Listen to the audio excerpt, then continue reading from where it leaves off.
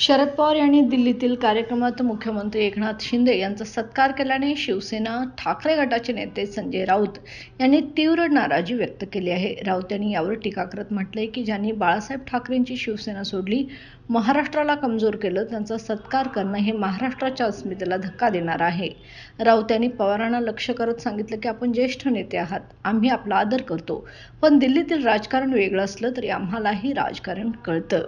शरद पवार यांच्या या भूमिकेमुळे मराठी माणसाच्या मनाला वेदना झाल्या असल्याचंही राऊत यांनी यावेळी नमूद केलं.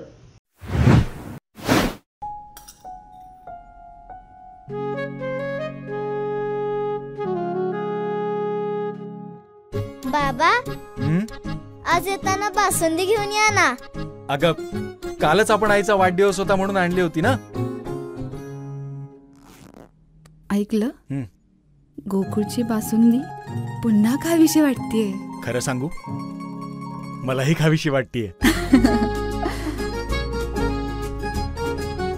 पुन्हा पुन्हा खावीशी वाटणारी गोकुळ बासुंदी.